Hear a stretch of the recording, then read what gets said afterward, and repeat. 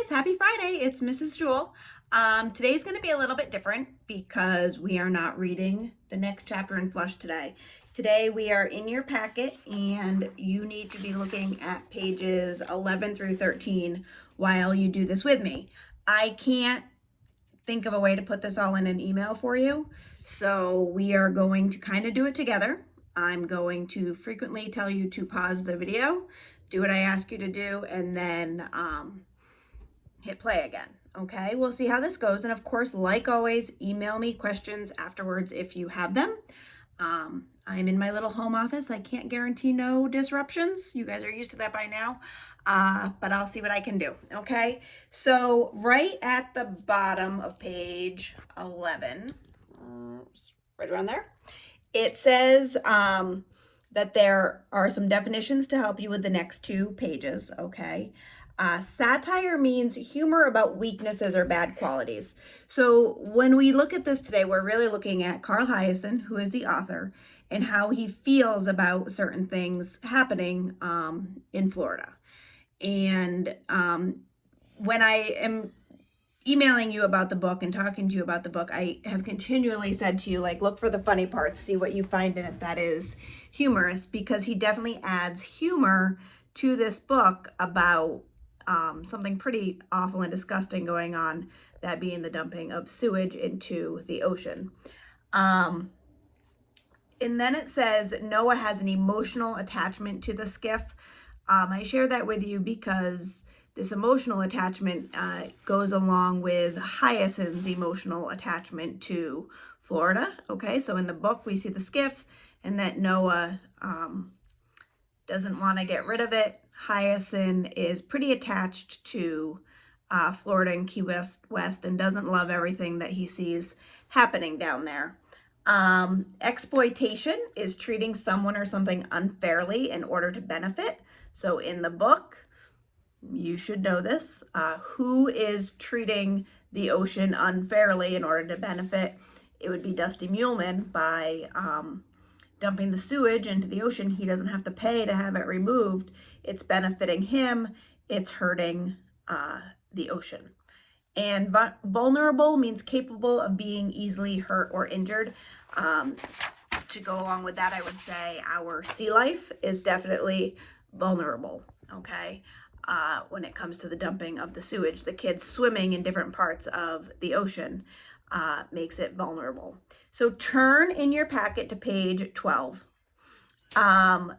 The title of this is Florida, a Paradise of Scandals. Okay, the scandal here is actually going to be what's happening in Florida that is destroying the natural beauty of the state. And this is a 60 minutes interview, which you just need to know at the beginning, because the author says, do you need to be angry to be funny? The reply there, some days, yeah, he says, yeah, that is Carl Hiaasen. That is his reply. It's the next two paragraphs that have a big part of what we're going to be looking at. I'm going to read those to you. Make sure you are following along. You're going to pause the video a couple of times, so just be ready. The first big paragraph, starting with much, is the one I'm on right now. Much of that anger is reserved for the forces of development which have transformed Florida from a quaint tropical postcard where Hyacinth grew up to urban sprawl, strip malls, and skyscrapers. Hyacinth sees it as a daily collision between nature and the unnatural, the appealing and the appalling, as manatees fight for space with manatee mailboxes and developers pave over 450 acres of green space a day. Hit pause, try to write a gist for that paragraph. After you've written really a sentence, you can just do it on that page anywhere, a sentence to sum up that paragraph. Hit play. Okay, so hopefully you paused and now you're hitting play.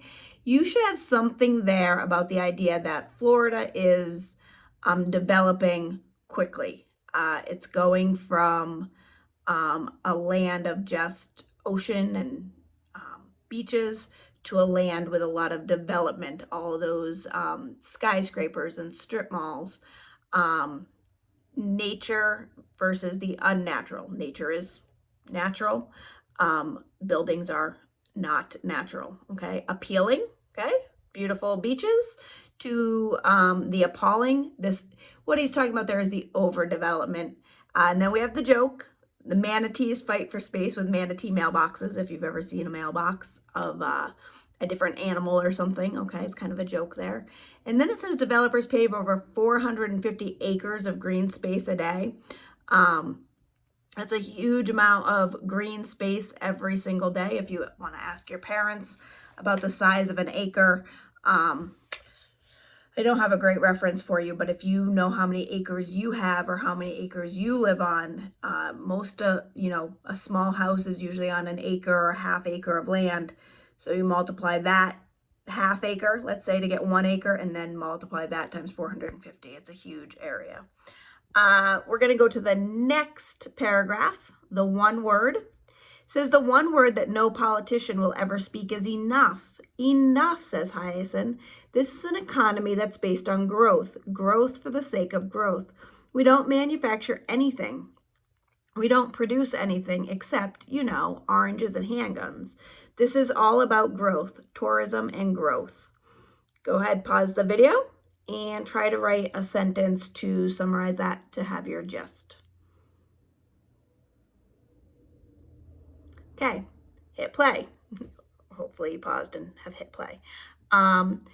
So what he's saying here is that the politicians aren't stopping it, because the more they build, the more money the state can bring in. How many of you have been to Florida, visited Florida, gone to some new area that's been built for tourists? So what he's saying is the Florida economy is based on tourism, and the more places you have for those tourists to stay and visit, well, the better. And it is, a great place to go. I did tell you guys I went to Key West in February. We loved it. We had a great time. That being said, it is interesting to think about how much of that growth is happening. Yes, they're making money when people go to visit, but at the same time, at some point you have to say enough, because you're going to overtake the whole land. So then the interviewer says, why did he decide to start writing novels? Okay, so this last paragraph is about why he started writing novels. Therapy, says Hyacinth, laughing. Actually, with the novels, you have this wonderful opportunity to write your own endings, to have the bad guys get not only exactly what they deserve, but in some poetic, miserable way. Okay, so what he's saying there is that he writes a novel about it. He gets to write the ending. He gets to give the bad guys what they deserve, and he tends to do it with some humor along the way. All right, so that is page 12.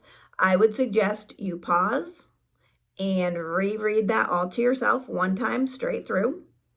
And then when you're done, flip your page to 13 and press play. All right, guys, so now we are looking at 13. Hopefully you hit pause. There are some words in my writing on there, a place for your name, of course, but your answer should be a quote. It says use evidence from the text, and most of these are pretty straightforward right out of the text.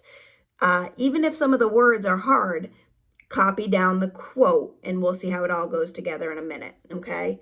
And so right now, I only want you in the first column with the 1 through 5 questions, and then in those 5 blank boxes. So we're only looking at the answer column right now. We'll get to perspective in a couple of minutes, all right?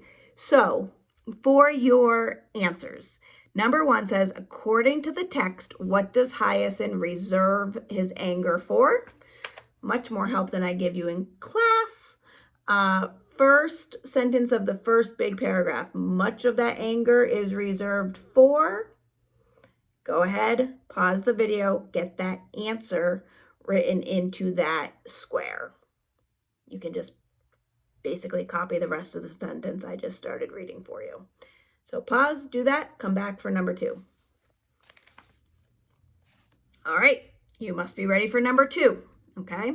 According to the text, how has Florida changed?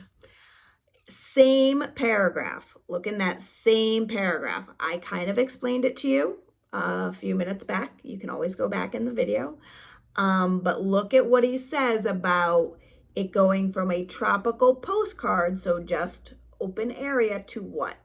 And you can certainly copy a portion of that to fill in your answer to number 2. It should be quoted from those lines. You don't have to copy all 4 of the lines, but see what you can, see what you think is really important. Copy that down for number 2. Hopefully you paused. If you didn't, pause, unpause when you're ready for number 3. Number 3. According to the text, how much green space is paved over in Florida each day? This is a number. They give you a number. We talked about the number. You can find it. Pause the video and go ahead and copy that answer into number 3.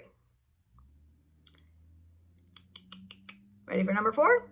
If not, pause, hit play.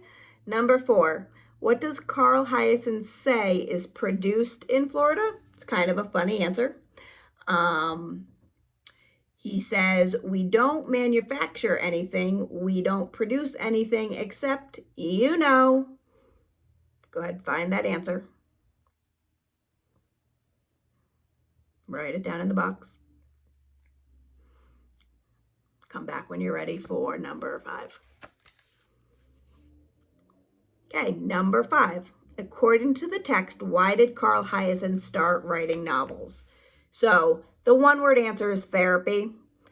You can copy that down, but then at least add something to explain what he means by therapy there. And we did discuss it a little earlier in the video with that last paragraph.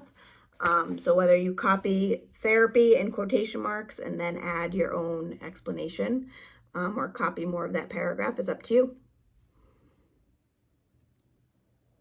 Okay, go ahead and pause the video until you're completely done with number 5. And now you have hit play. You should have 5 quotes. Guys, this is a video. You can go back and forth in it as many times as you need to. You can pause more often than I'm telling you to, whatever works for you, but you should be ready for the perspective column. Don't try to start your perspective because you're going to get a little less help with this part. Don't try to start that answer until you have filled in your quotes for 1 through 5. So when you're looking at the perspective, first of all, over in the margin, I wrote in your own words, 2 to 4 complete sentences. So I'm looking for 2 to 4 complete sentences. These are in your own words. It says, as a result of what you have read so far, how has being born and raised in Florida affected Carl Hiaasen's perspective of the place? How does he feel about Florida, what it was, what it's becoming, what's happening there? You really can kind of take some of those quotes that you wrote in your first column and put things into your own words. I can give you your sentence starter if that's helpful. You could say, Carl Hiaasen feels, and go ahead and tell me how he feels about Florida and what he sees happening in Florida. That would be his perspective. You could say Hiaasen's perspective of Florida is, and then go ahead and finish that up. 2 to 4 complete sentences. I'm not going to give you the answer in this video right now. If you feel like you cannot come up with the answer, at least get that sentence starter done. Look back at those quotes.